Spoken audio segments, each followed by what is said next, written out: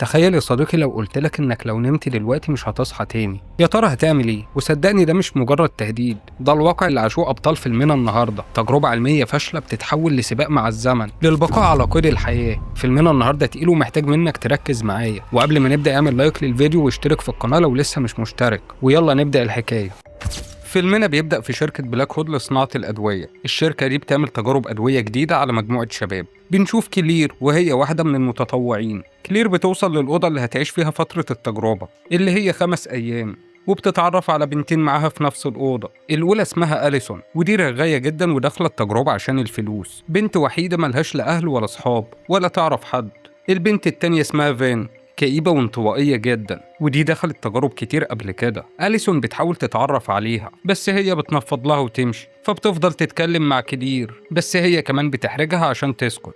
المشتركين كلهم بيتجمعوا في أوضة الاختبار وبيكتشفوا إن مفيش شبكة موبايل في المكان كله. بتوصل الدكتورة بيرك وبتبدأ تعرفهم بقواعد التجربة. القاعدة الأولى وهي إنهم هياخدوا حبوب لمدة 5 أيام، تركيز الحباية هيبدأ من 25 مللي جرام ومع مرور الوقت هيوصل ل 85 مللي جرام. القاعدة التانية بتقول إن ممنوع أي حد يخرج من المبنى طول فترة التجربة، وبتطلب منهم يبلغوا عن أي أعراض يحسوا بيها، وبتبدأ توزع جرعة الدواء على كل واحد منهم. كلير بتتوتر وبتحس إنها عايزة تنسحب في آخر لحظة، بس في النهاية بتاخد الحباية بتاعتها. ووقت الغدا كلير بتتعرف على ري وبول، ودول بيكونوا محترفين تجارب وبيدخلوها كتير عشان الفلوس. القاعدة عندهم كل ما كان الدواء أخطر كل ما كانت الفلوس أكتر. المتطوعين ال7 بيتعرضوا لفحص دوري طول الوقت، وفجأة كلير بتحس بتعب مفاجئ وبتكتشف إن أمير كمان حاسس بنفس الأعراض. أمير ده دكتور ونفسه يشتغل في شركة الأدوية، وبالليل كلير كانت مش عارفة تنام وحاسة بأرق، فبتخرج لمكان الاستراحة وبتلاقيهم كلهم متجمعين وعندهم نفس الأعراض.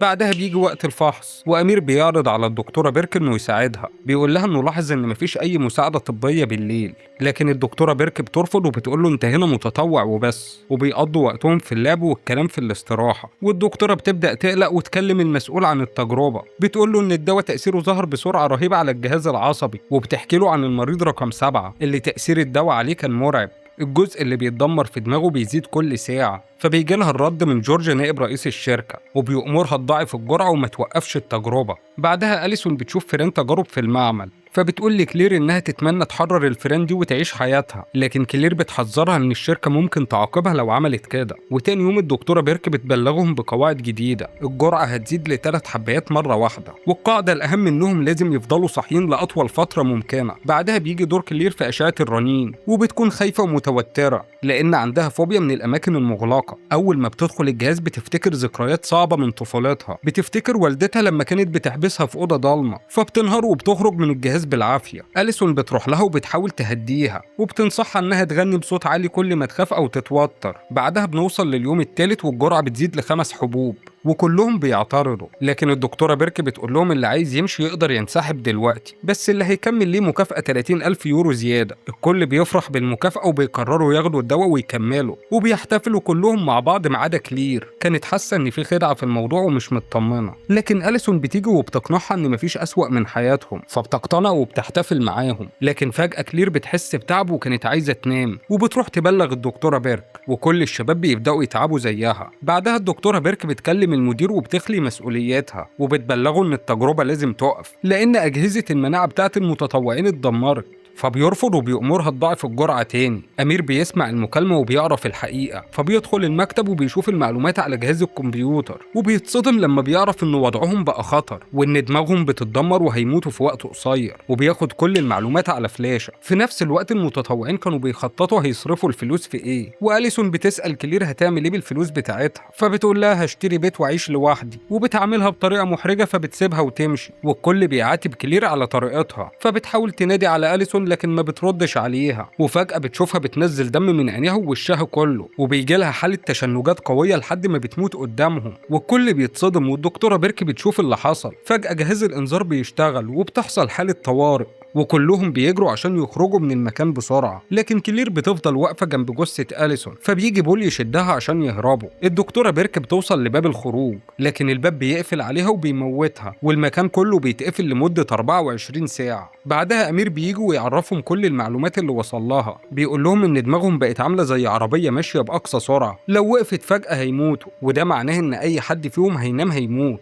وطريقة النجاة الوحيدة إنهم يستنوا 24 ساعة صاحيين. فبيحاولوا يفتحوا الباب بأي طريقة لكن مفيش فايدة، وكل وسائل الاتصال مقطوعة، والنظام مش هيفتح غير بعد ما الوقت ما يخلص. أمير بيوزع عليهم ملح نشادر عشان يفضلوا صاحيين، وبيحذرهم إن الملح ده للطوارئ بس، ولو خلص هيناموا ويموتوا. راي بيقترح ياخدوا منشطات بس أمير بيمنعه لأن المنشطات هتزود سرعة الدماغ، وبيقول لهم ممنوع حتى يشربوا قهوة أو أي منبهات. وبول بيسجل فيديو عشان يرفعوا قضية على الشركة، وماركوس بيفضل يجري عشان يفضل صاحي. وكلير بتروح مع أمير عشان يعمل لها فحص على دماغها، فبيشوف النتائج سلبية لكن بيكذب عليها وبيقول لها إنها كويسة. لكن كلير بتبدأ تشوف هلاوس وبتسمع صوت والدتها، فبتقرر تسجل لها فيديو وبتقول إن عمرها ما هتسامحها على اللي عملته فيها زمان. وبتروح تحرر الفار بتاع أليسون، وبتكتشف إن الفار بيخرج وبيرجع للقفص تاني لوحده. وبيتابعوا الوقت وبيلاقوا إن لسه باقي 16 ساعة، والكل بينهار من التعب.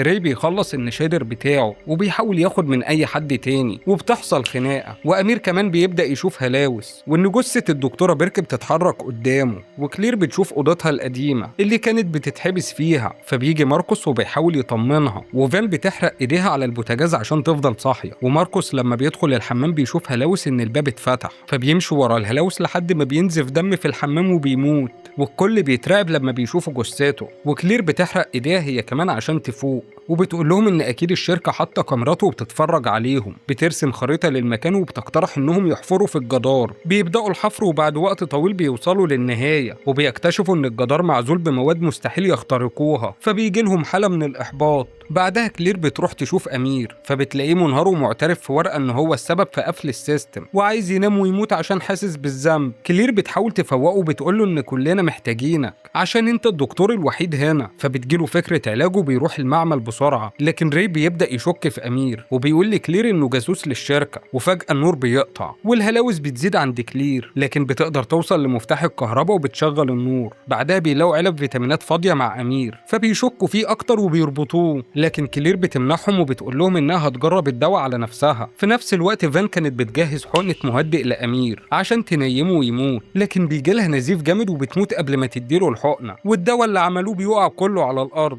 والهلاوس اللي عند كلير بتوصلها انها تشوف نفسها بتطير في الجو، لكن بتلحق نفسها باخر كيس نشادر كان معاها. بعدها بتشوف رسمه على الجدار وبتكتشف ان وراها باب سري، فبيدخلوا الاوضه وبيلاقوها مشرحه للجثث وبيكون فيها اسانسير. كلير بتروح تجيب امير وراي عشان يهربوا، لكن بول كان عايز يهرب لوحده. بعدها امير بيقدر يفك نفسه، واول ما بيقوم بيهجم على بول وبيقتله بالسكينه، وبيحاول يهجم على كلير وبول. لكن بول بيوصل للاسانسير وبيقفل الباب وبيسيب كلير بره مع امير، وبيفرح انه نجا وبيسجل فيديو. لكن بيلاقي الاسانسير بيسخن فجأة لان الشركة عاملة نظام التعقيم بالحرق، فبيموت محروق. بعدها الباب اخيرا بيتفتح وبيدخل امن الشركه ومعاهم سلاح. وامير بيفرح عشان بيفكرهم جايين ينقذوه، لكن بيضربوه بالنار وبيموت. وكلير بتقدر تهرب وبتغرق نفسها بدم امير وبتعمل نفسها ميته. والعمال بيرموها في العربيه مع الجثث، لكن وهم في الطريق بتهجم على السواق والعربيه بتتقلب بيهم. وكلير بتدخل في غيبوبه، وبنعرف ان الشركه لبست القضيه للدكتوره بيرك وكملت التجارب عادي. وفي الاخر بنشوف كلير وهي بتفتح عينيها وبتصحى من الغيبوبه، والفيلم بينتهي. يا رب يكون عجبكم. ما تنساش تعمل لايك للفيديو وتشترك في القناه لو لسه مش مشترك، وفعل زر الجرس عشان يوصلك كل فيديوهاتنا.